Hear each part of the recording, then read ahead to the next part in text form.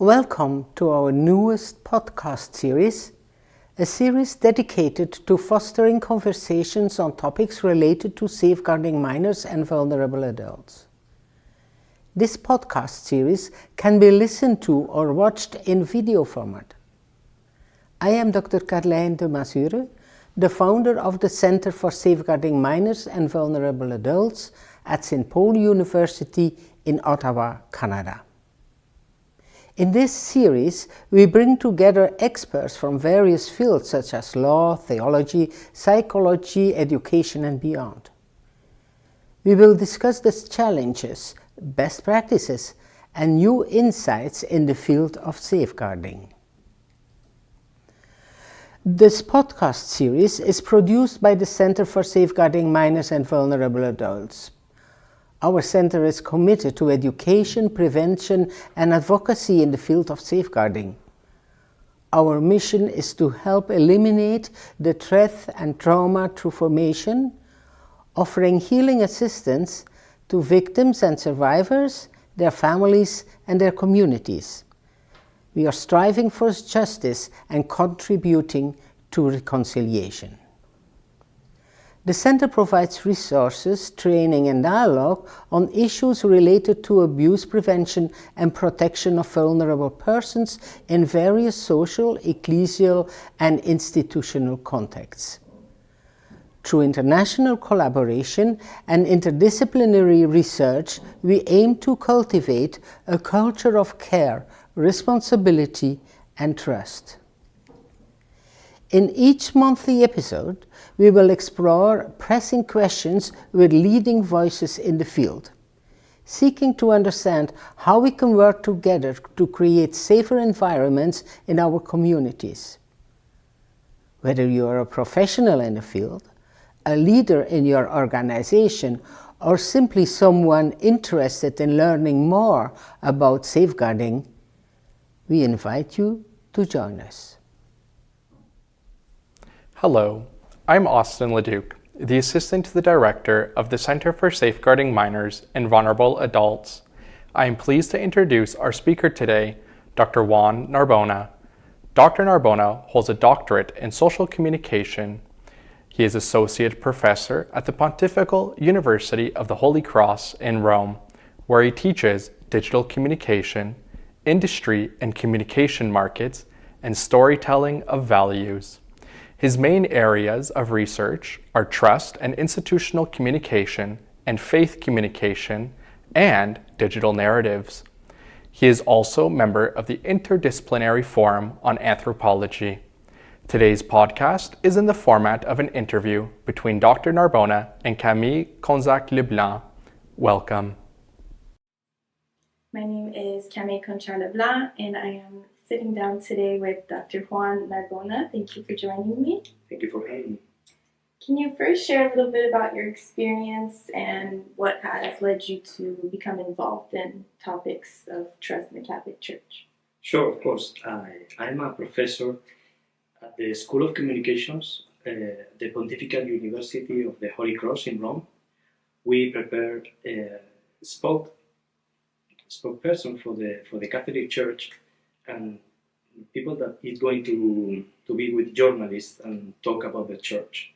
So in the last year, the last 15 years, we have spoken a lot about the crisis of sexual abuses in the church, and I was thinking, okay, we know more or less how to handle with these cases, and how to explain to the media what are we doing, but what is going to happen later? How can we do in order that the people trust again the church? Okay, so this is why I was interested in this topic. Mm-hmm. Okay. And as you probably know, as we've seen in research, there's many different definitions of trust. Mm-hmm. How would you define trust? Well, it's interesting because although we trust every day, many times we trust that the bus will arrive on time, we trust that our students will be there, and it is not easy to find a definition of trust. Someone has said that trust is a confident relationship with the unknown. And a more simple definition is the willingness to be vulnerable. Okay, and it is interesting because these two definitions contains the elements that are in an act of trust, which are vulnerability, risk, and expectations. When we go to the doctor, we go there and we trust the doctor because we feel vulnerable. We need someone's help. Then we are aware also of the risk because the doctor may be wrong, or the doctor can cost a lot, or well, it's a risk going to the doctor. We can have pain, or but the expectations of recovering health are higher than our fears. So this is why we trust doctors, for example. It is interesting also the origin of the word trust. It comes from the Old Norwegian, and it means to be tied to something solid.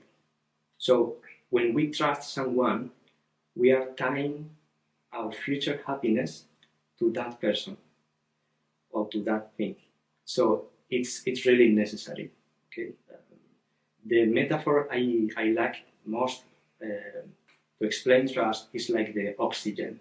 Okay, because you cannot see oxygen, but it has to be there in order to allow life.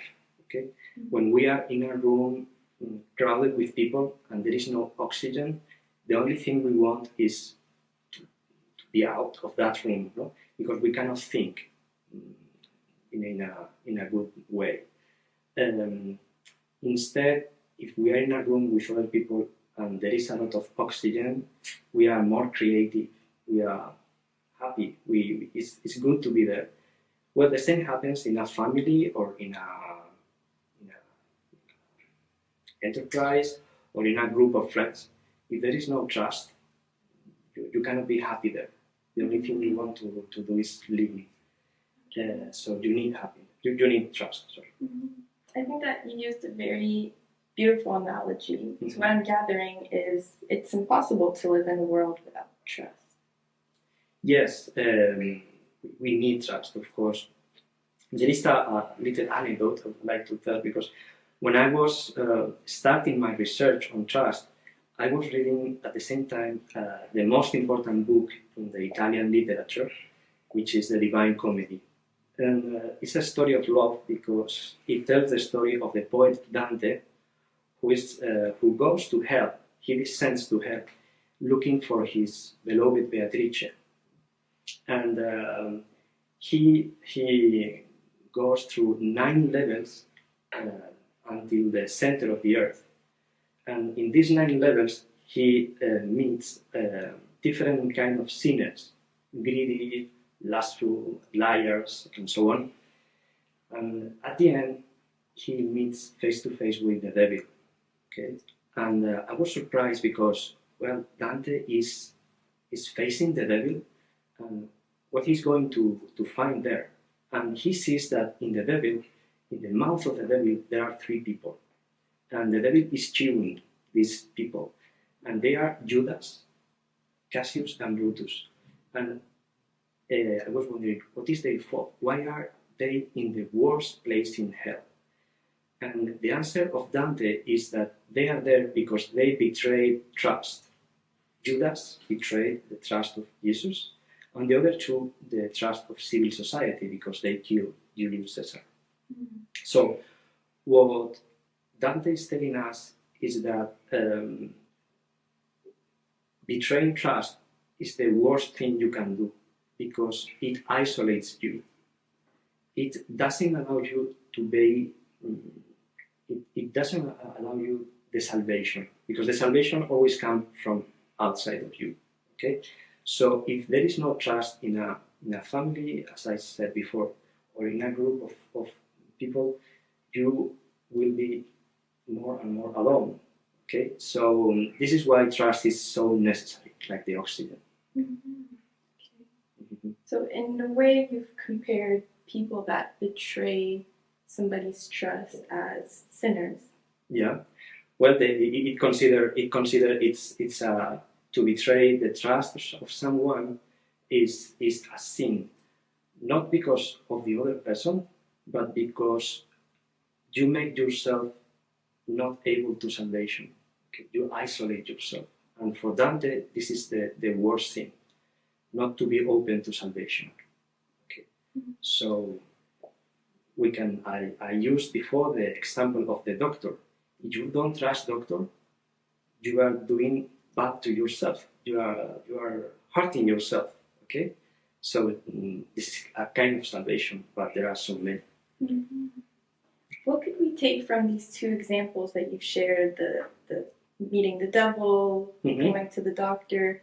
What kind of lessons can we pull from these two situations to apply in the situation of the crisis of trust in the Catholic Church? In the Catholic Church, yes. Well, in the case of the Catholic Church, the crisis of trust has been motivated, especially for the cases of sexual abuses,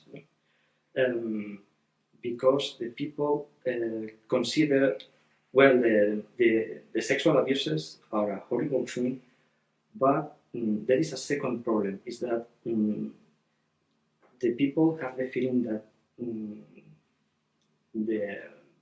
who directs the Catholic Church are liars now.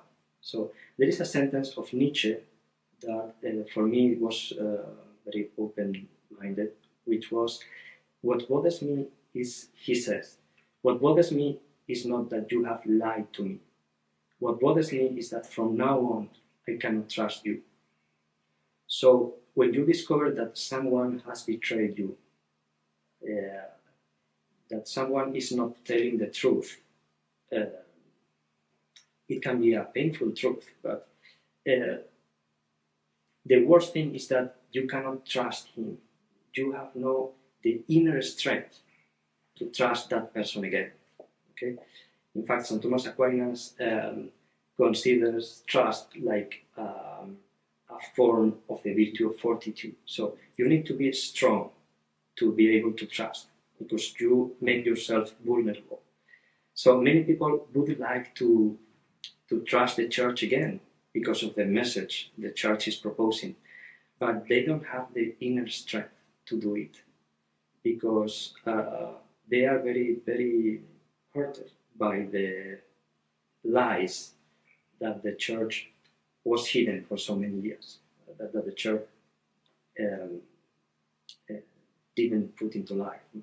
So what we must do now is to learn again to tell the truth. Okay. So what I'm understanding is there's a sense of generalization from perhaps society towards religious leaders in the Catholic Church. Yes. This kind of association of, because of the abuse scandals, we cannot trust anyone in the Catholic Church. Well, the mistrust with the Catholic Church is only a part of a generalization of our inability to trust in society. We don't only distrust the church, but we distrust also the politicians, the bankers.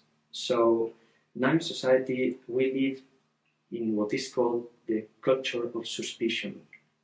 So we are more aware of the dangers that there are in society. Because people now is full of fear to be hurt, to be someone is going to take my money, someone. So in that situation, we cannot trust. So this is why it is increasing a lot the individualism. Okay, so I need to live by myself. I don't need to trust anyone, and so it makes it more difficult for the church to tell the people, you can trust me again, I will tell the truth. I am more than the abuses, no? But the church needs to try because it's necessary. Mm-hmm.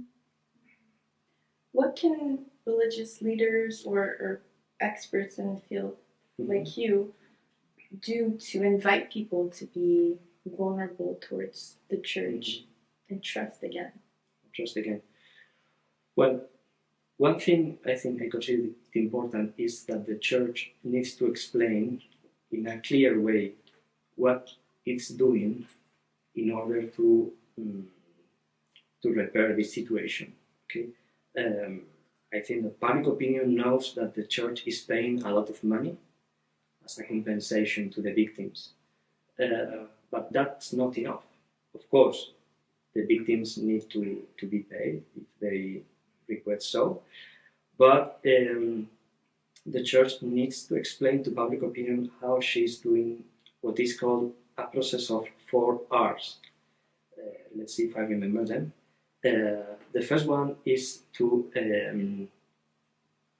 recognize the pain caused. Okay, many victims said, "What I want is the church recognizing that those things happened." That's very important for them. In that way, I will be able to let behind that story, that thing. The second R is to repair the victims. Okay? It will be impossible a complete restoration, but we need to try with psychological help, with spiritual advice and all that. Then is to restore the honor of those people, saying that you were right, we managed the thing very badly. Okay, and the last one is to let's see if I remember that one, to reform the church so that this evil doesn't happen again. To explain, for example, how we are giving formation to seminarians on affectivity, or which are the conditions for a young man to enter in the seminary. Okay, to see if he will be able to be a good priest, if psychologically he is centered. And so all these kind of things that in many places in the church they are already working, they are already implemented, we need to explain them to the public opinion. Okay. So accountability seems to be coming back up a lot. Being an expert in the field of communication, is there any message that you'd like to give to people who may be listening, who either have been a victim of abuse in the Catholic Church, have witnessed abuse in the Catholic Church, or have been directly or indirectly affected? Is there anything you'd like to communicate to them in a way to displace this accountability? Yes, I think that I think what I would like to say to them is that their pain can be useful because they can help a lot the church in order to be in love again with the truth. Okay? So they need to speak. They need to ask the church to change, so they can be a force for good within the church. And a second thing they can do is also helping the church to share all the knowledge that we are accumulating these years in order to, because one thing that I think that in the future will be important is that the church is accumulating a lot of experience in handling these cases and helping the victims. And this is going to be very necessary for society, for other institutions in society that have the same problems, but they are not solving them.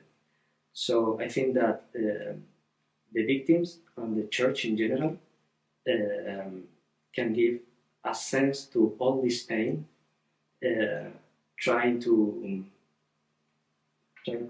helping society to fight against this horror of the sexual abuse. Thank you, Dr. Narbona, for joining me today. This conversation has been very insightful. Are there any last words that you'd like to share? No, I like coming back to this to this idea of trust. This is one thing of trust that I like a lot, is that we say that trust is performative. I mean, when someone trusts you, you change, you improve. This is very clear with children. When you show a children that you trust him or her, he feels like more mature. I think that this can happen also with institutions, especially the church. The bishops, religious superiors, and priests in general, they need to feel that the people trust them again, because it's a good help to invite them to continue this change, this purification we need in the church. Thank you. You're welcome.